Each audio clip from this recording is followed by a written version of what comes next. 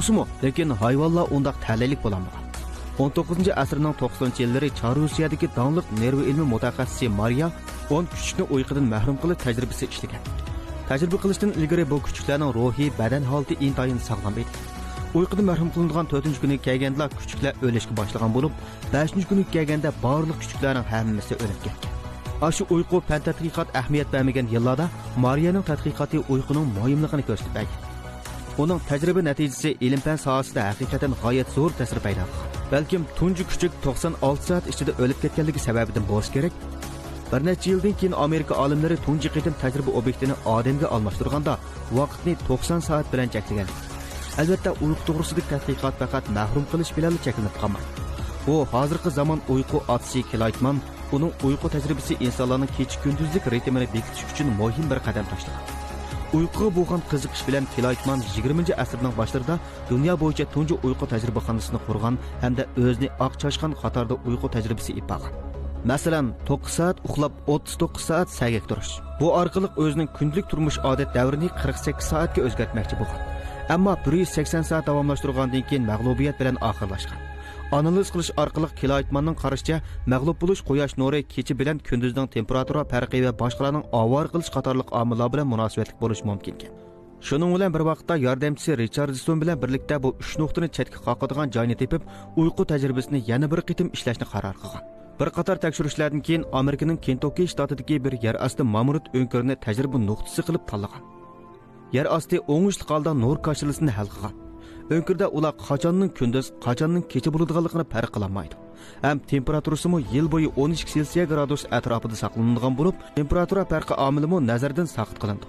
Eng oxirida shu joydagi bir mehmonxonaning yordamida bu ikki sinab qilmoqchi bo'lgan talvidan boshqalarning kelib ularni avvar qilmaydiganligini kelishgan. Ular karvat, ustal, o'rindiq, yuz yuvish ustili qatorliq turmush lozimatlari qo'yilgan önkürdə bir kun 28 soatlik tajribani boshlab o'tgan. 9 soat xizmat qilib, 9 soat erkin harakat qiladi.